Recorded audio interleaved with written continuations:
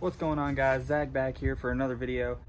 Over Christmas I actually got something for the truck. I'm gonna show you what that is and show you how to install it. All right, so what we're looking at here is a cold air intake for my 5.3, and just gonna go through everything and how to install it. It comes all in pieces, so I'll show you how to put it all together and then just slap it in here. As you can see, I still got the stock air box, and who knows when this was last changed, so figured might as well upgrade. So I'll get to putting that together and then I'll show you guys how to get it in the truck. All right, guys, so I got this piece together. It comes with the kit that I got, comes with all these instructions, so I mean, it tells you exactly how you need to put that together and what you need to do. So I'm just gonna go through this. Step one is the undo the negative battery terminal. I'm assuming that's because you're gonna be messing with the mass airflow sensor, and I don't really know if you have to unplug it, but I mean, you're gonna be messing with it, so may as well, safe than sorry. And then you're just gonna start unhooking all this stuff, and instead of just reading off the instructions, I'll just go up under the hood and show you. So obviously to undo your battery cable, I believe it's an 8. Most positive it's an 8mm. If you just want to use that. And then we're just gonna go ahead and unscrew all these. There's 4 of them. It's just 4 little Phillips heads. I think you can probably use a flathead too. That's what I'm gonna use. And then take off all these clips. And I'm pretty sure once all that is off, this whole thing just pulls out. So I'll get taking these off and taking these clamps off, and then I'll come back. All right, guys, those are my apologies. It is a, where's it at? It's 15/16, and I had this actually forever, so it kind of works out. So you just go ahead and pull that off. Tuck it out of the way. Make sure it's not gonna hit anything. I always like to tuck it up under that, make sure it just won't pop back up. All right, so now I'm gonna start getting all this done. All right, guys, my clips are undone. Sorry about the wind. I don't know if it's picking up on the mic, but it's pretty windy out today. I already unplugged this. It's just a clip. Like, there's nothing blocking it in. You just push on that and it pulls right up. So I'm gonna start pulling all this off. Now that the clips are undone, I should just be able to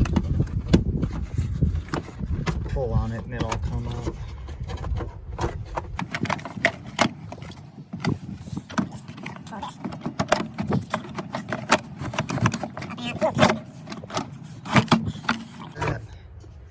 Make sure you don't pull that off. That's in the way.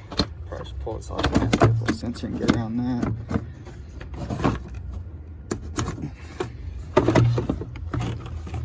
I mean, it goes to show you, it's not that bad. I did all that with one hand, so.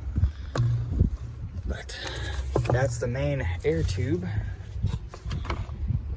That's the top of the box itself. I like to keep all that just in case. It's got a lot of vehicle information on it, and just in case you ever sell it, you've got all your factory parts, and then you can resell all the aftermarkets for, you know, whatever. That doesn't look that bad. I don't know about how it looks to you guys, but it's a little dirty. But I'm sure that one over there will flow a lot better. All right, so to take this off, I think you just pull the clips out. There's that. Oh, a lot of dust in there. All right, so big old bulky factory airbox is now completely out.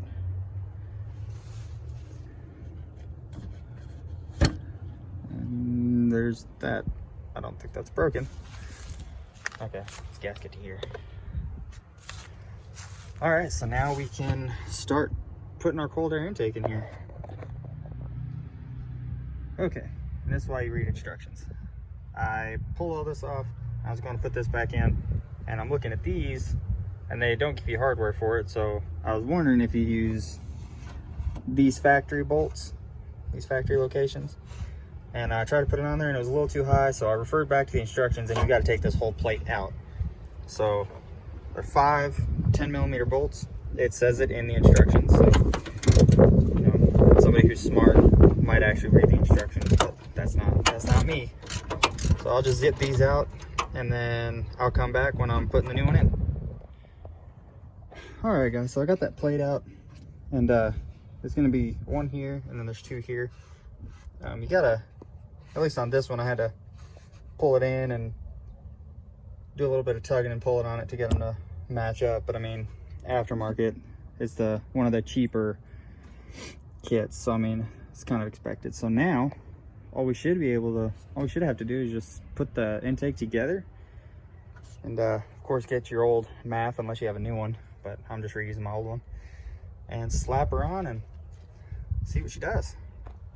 Hey guys, as you can see, it got dark on me. I had other stuff to do, ran and went and did that, but first I finished that up. I'm gonna show you how that looks. I've already driven it around. I like the way it feels. It doesn't really sound much different. I kind of figured you'd hear it more in the intake. I mean, it's stock exhaust, basically stock everything except that. It definitely feels a little bit more responsive.